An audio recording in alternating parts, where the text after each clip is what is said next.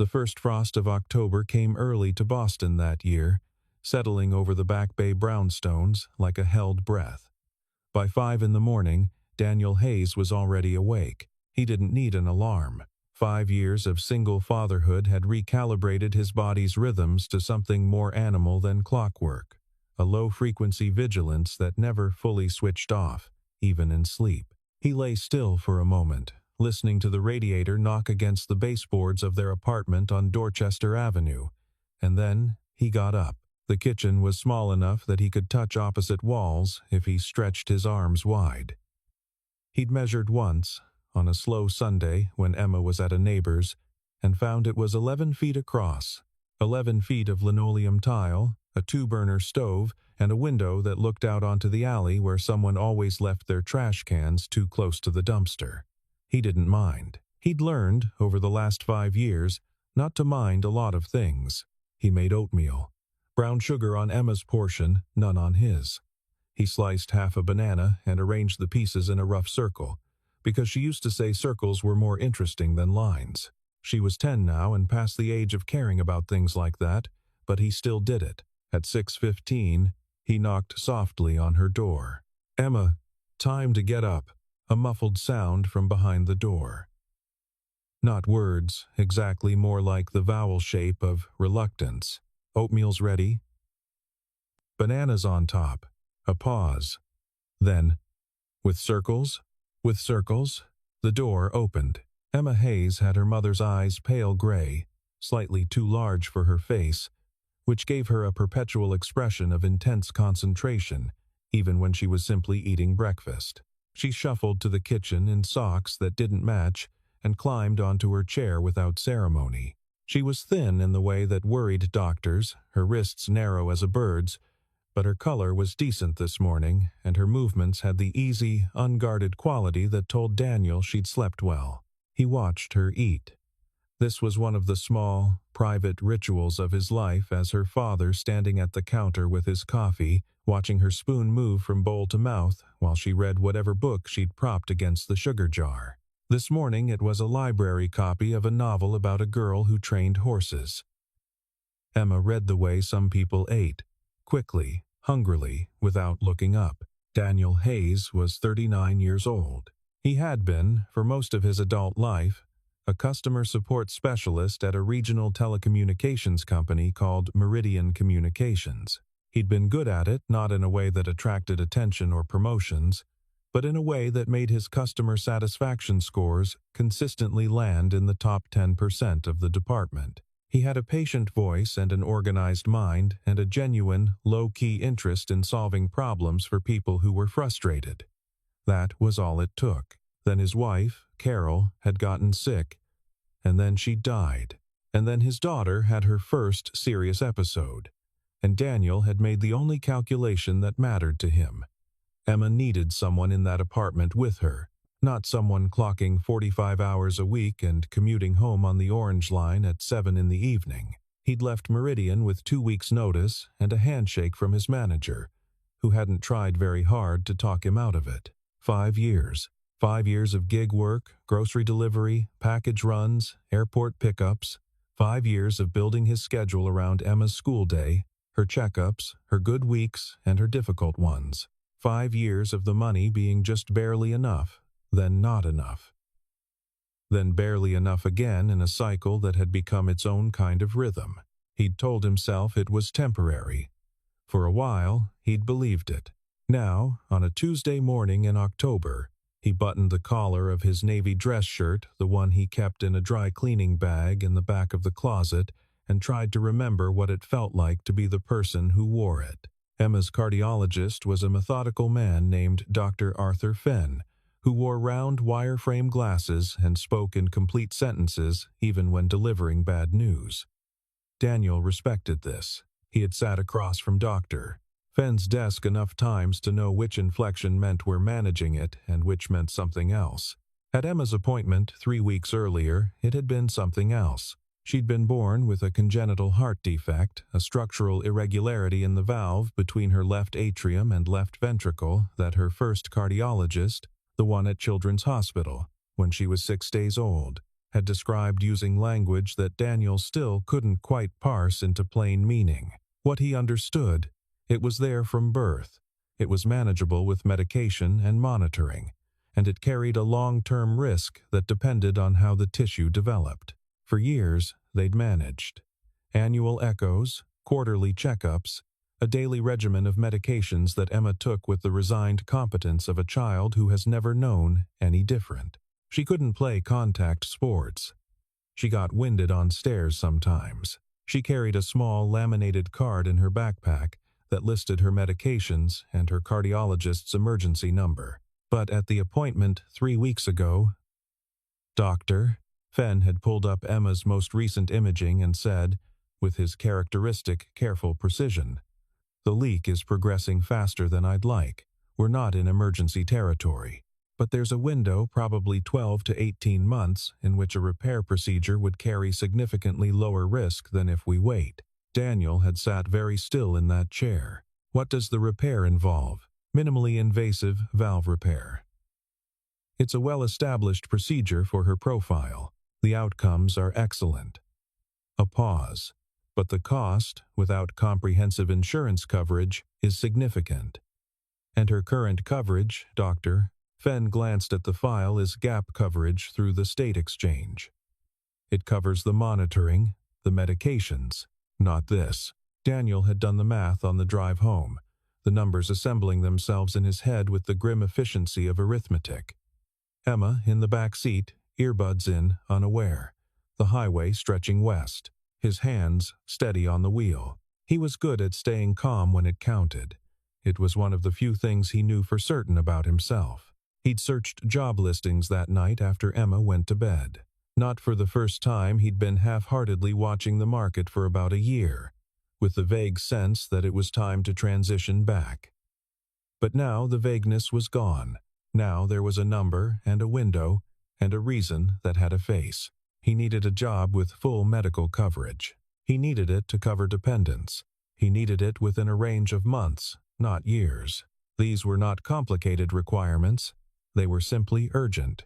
He found the posting on a Thursday afternoon while parked outside a Whole Foods on Boylston Street, engine running, waiting for his next delivery to be ready.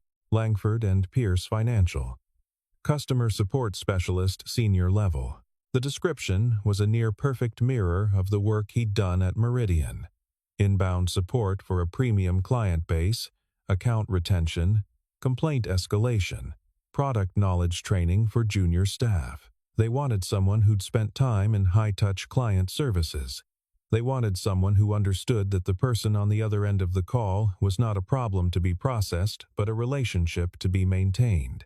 At the very bottom, under benefits, full medical, dental, and vision coverage for employees and eligible dependents. Coverage begins upon offer acceptance with no waiting period.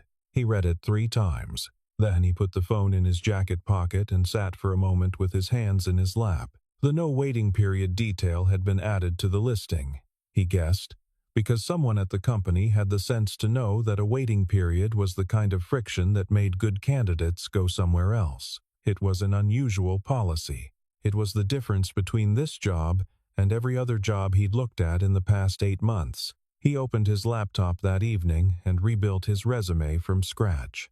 The 5-year gap sat in the middle of his employment history like a blank space on a map. He didn't hide it. He labeled it plainly. Primary caregiver, 2019-2024.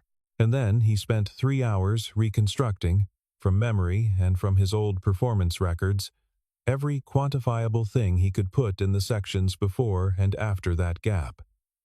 Customer satisfaction percentile, retention rates, the mentoring work he'd done with new hires in his last year at Meridian. He almost didn't submit it. He sat at the kitchen table at 11:30 at night, the apartment quiet, Emma asleep. And he stared at the submit button and thought about the 2 younger candidates he'd probably be competing against. The ones whose resumes didn't have a 5-year chapter titled with a category that HR departments had learned to treat as a polite way of saying unemployed. Then he got up and went to check on Emma. She was asleep on her side, one arm around the stuffed rabbit she still kept on her bed even though she'd told Daniel twice that she was too old for it. On her desk, in the lamp glow from the hallway, he could see a folded piece of paper that she'd left on top of her library book. He knew she'd left it for him. She did this, sometimes left notes in places he'd find them, without ceremony, without drawing attention to it.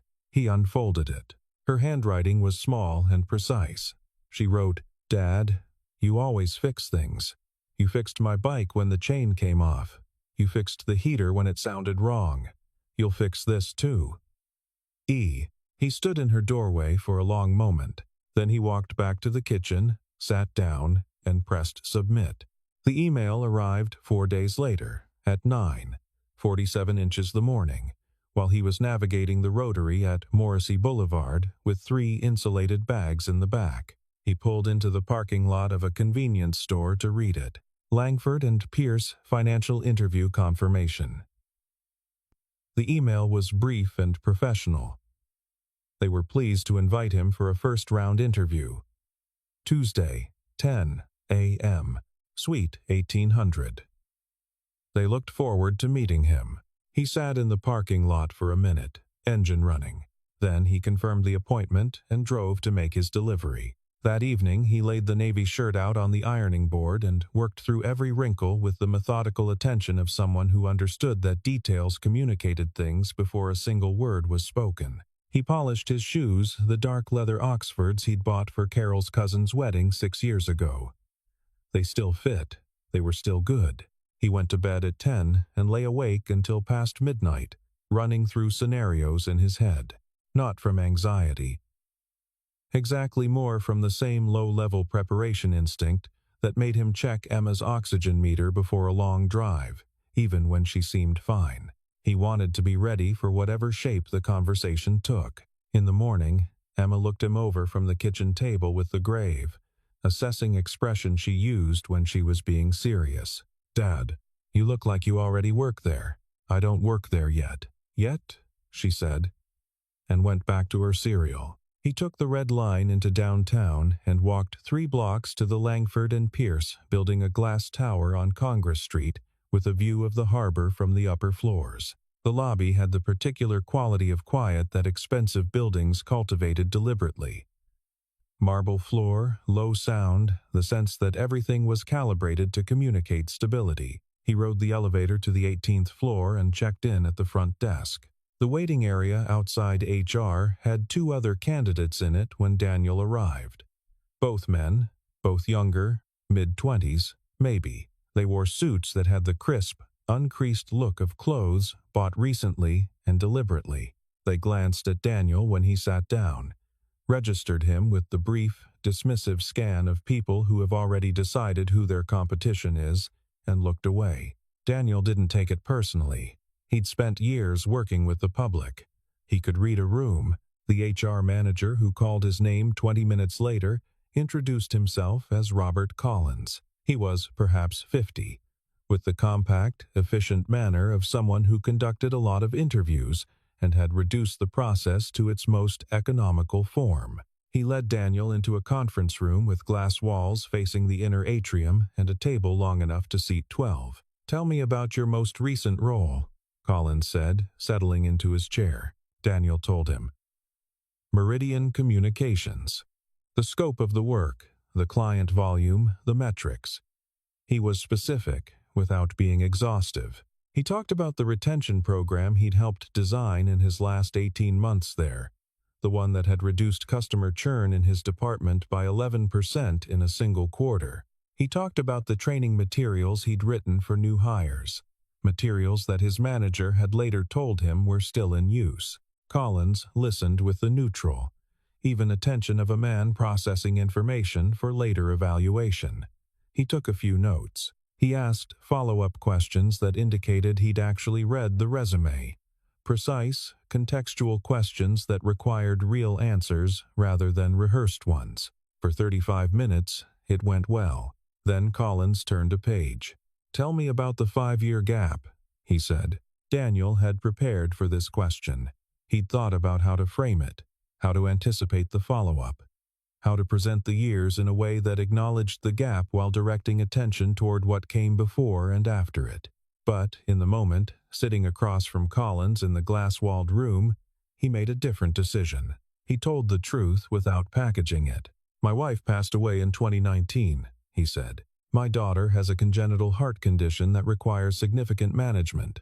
Doctors, medications, monitoring, adjustments when things shift. I made the decision to step out of full-time work to be her primary caregiver. That was the right call for our situation. I worked freelance during that period, delivery, logistics to keep income coming in.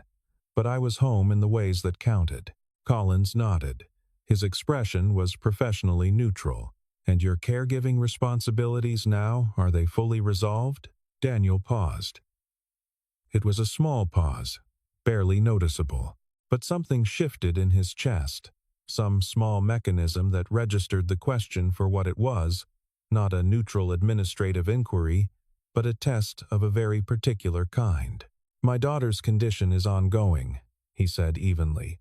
"It's managed. She goes to school, she's healthy within her parameters, and her upcoming surgical procedure has strong prognoses.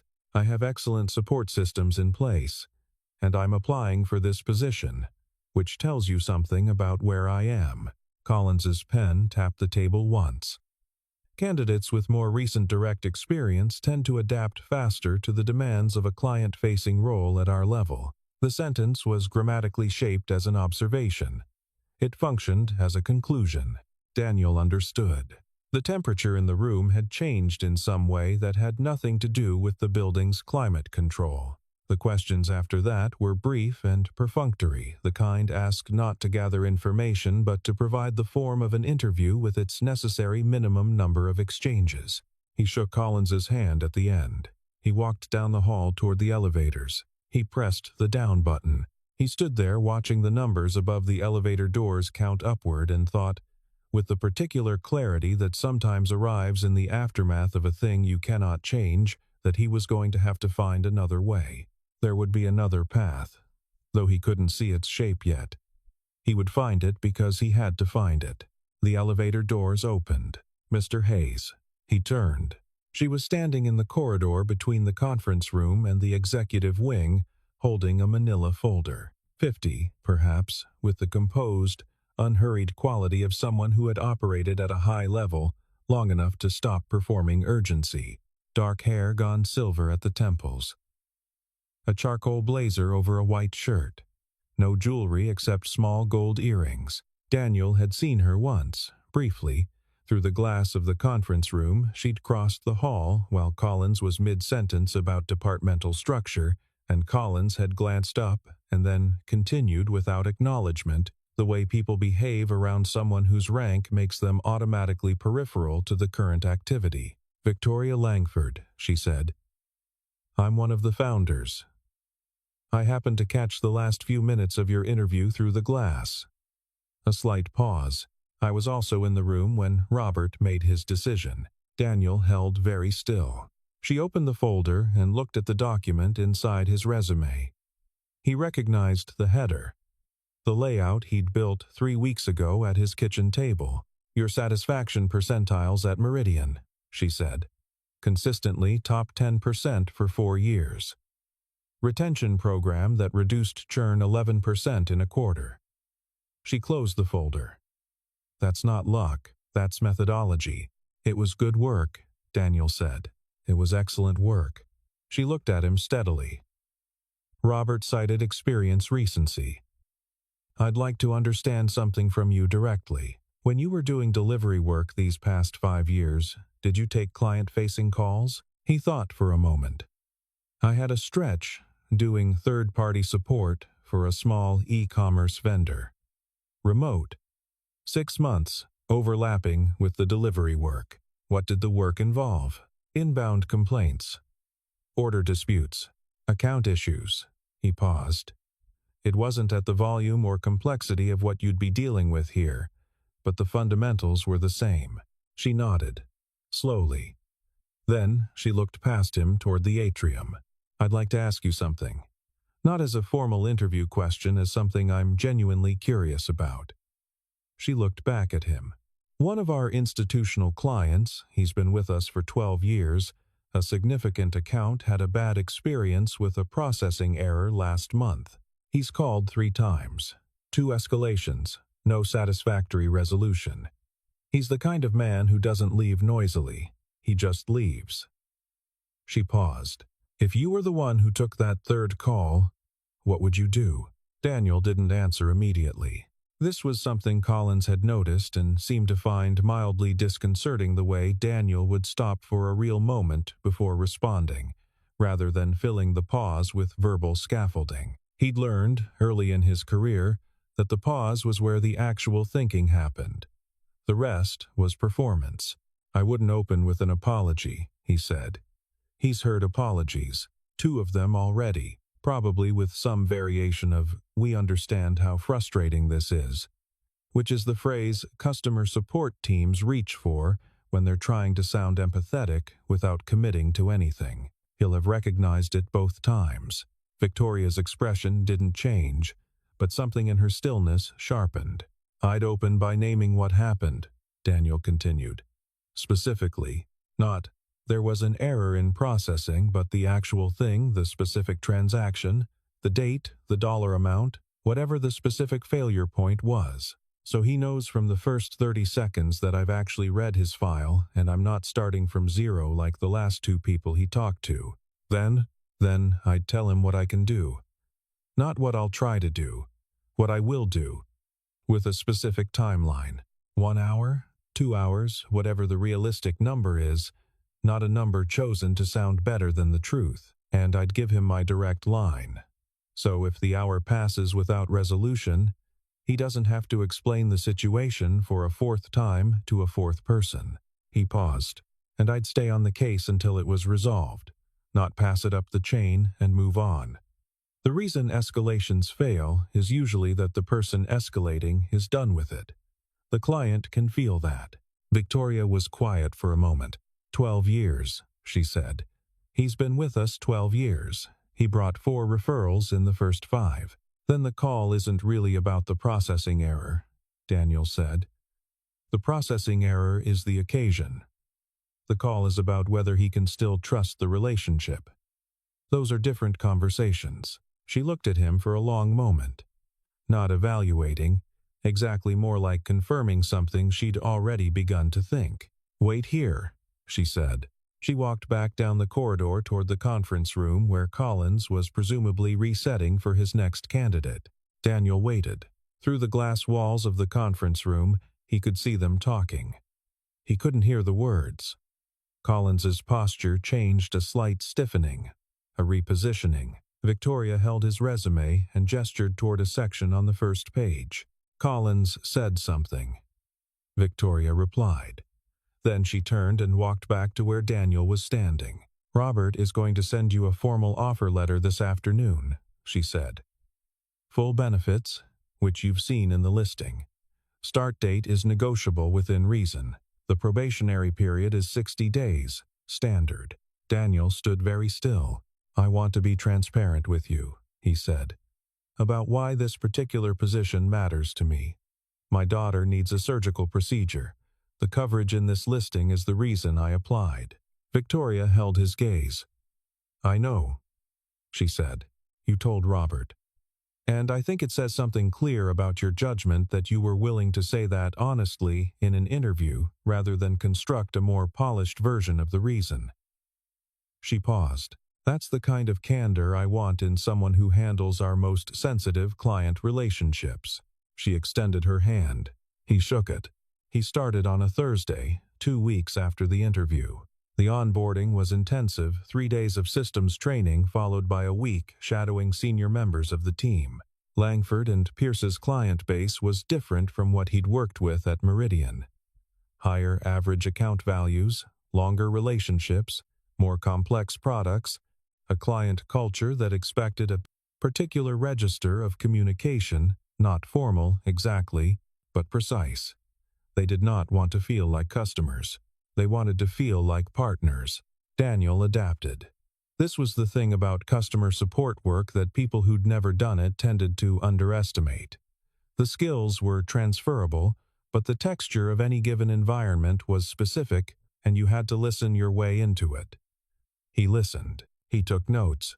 He asked questions during the shadow sessions that his supervisor, a compact woman named Sandra Olson who'd been with the company for 11 years, said indicated he understood the actual work rather than just the mechanics of it. He was slower at first than the pace the team operated at.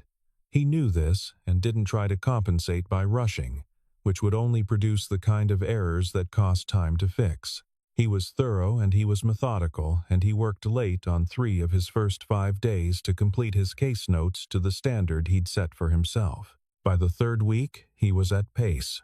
By the 5th week, Sandra had started routing specific cases to him, the ones with more than one escalation in the file, the ones where the relationship was in repair mode. He handled them the way he'd described to Victoria in the hallway. Specifically, transparently, without overcommitting. He resolved them. He also, on his lunch break on a Wednesday in his 3rd week, had a 40-minute phone call with Dr. Fenn's office to confirm the details of Emma's insurance coverage under the new plan. The administrator walked him through the pre-authorization requirements and the coverage percentages and the out-of-pocket cap. When the call was over, Daniel sat at his desk for a moment and did the arithmetic one more time. It covered it. Comprehensively. He ate the rest of his lunch and went back to his calls. The surgery was scheduled for a Tuesday in the 3rd week of March, at Boston Children's Hospital. Daniel took the day as personal leave. Sandra had approved it without discussion and sat in the surgical family waiting room on the 4th floor for 4 hours and 17 minutes. He had brought a book and did not open it. He drank 3 cups of bad coffee from the machine in the corridor. He answered 2 work emails on his phone and then put the phone away. The waiting room was not designed for comfort. Plastic chairs in a row. A television mounted high on the wall, showing a cable news program with the sound too low to hear. A family across the room with a toddler who kept making ambitious attempts to climb out of his stroller. At one point, the toddler got his leg hooked over the stroller bar and became genuinely stuck. And the mild distress that followed, not quite crying, more like an indignant announcement of his situation, made several people in the room glance over and then look away to give the parents space. Daniel watched the clock above the door. He thought about Carol, which he allowed himself to do in circumstances like this, circumstances where not thinking about her would be a kind of performance. He thought about the person she'd been in those early days with Emma, when they'd both been learning at the same time what it meant to have a child with a condition that required a different kind of parenthood. Carol had been frightened, but had never let the fear become the dominant register of how she moved through their life. She'd been practical in the specific, unglamorous way of someone who understands that daily consistency is its own form of love. He thought, she would have liked to know it was going to be all right. He thought, I'm going to tell Emma that someday. At 2:34 inches the afternoon, Dr. Fenn came through the double doors in his surgical cap, and his expression, before he'd said a single word, carried the news. It was good. The repair is clean, Fenn said. The tissue responded exactly as we hoped, barring anything unexpected in recovery, and I don't anticipate anything. You're looking at a normal, functional prognosis going forward. She'll need follow-up imaging and adjusted medication management for 12 to 18 months, but the trajectory is excellent. Daniel shook the doctor's hand. He went back to the plastic chair and sat down. He sat there for a few minutes in the waiting room, not moving, while the toddler across the room finally succeeded in liberating himself from the stroller and was scooped up with theatrical relief by his father. The television cycled through images that didn't matter. The clock on the wall marked time that was passing differently now than it had been passing an hour ago. He picked up his phone. He put it back down. There was no one he needed to call. There were things he needed to feel, and he felt them there in that plastic chair, in a waiting room that smelled of old coffee and industrial cleaning solution, while a Tuesday afternoon in March made its quiet way toward evening outside the windows. That was enough. When they brought Emma to her recovery room an hour later, she was groggy and pale from the anesthesia, but her eyes tracked to him the moment he came through the door. She didn't say anything for a few minutes. He sat beside the bed and held her hand, which was small and warm, the pulse in her wrist steadier than it had been in a long time. After a while she turned her head toward him, as if to confirm he was still there, and then looked back at the ceiling. "Did you fix it?" Her voice was rough from the intubation, barely above a murmur. He looked at her. "We did," he said. She closed her eyes. "I knew," she said, and she went back to sleep. Outside the hospital windows, the last light was leaving the Boston skyline, in the particular way it did in early spring, that tentative, provisional brightness that hasn't yet committed to warmth but is making its way there. In a few weeks, there would be leaves on the trees along the esplanade, and Emma would be well enough to walk that path by the river with him, slowly, the way they used to before things got complicated. In a few weeks, but for now, in this room, there was only this. His daughter, breathing evenly in a hospital bed, her hand in his, the machinery of her repaired heart doing the work it was built to do. At a glass tower on Congress Street, a desk on the 18th floor waited for him to return to it on Thursday morning. It would. That was enough.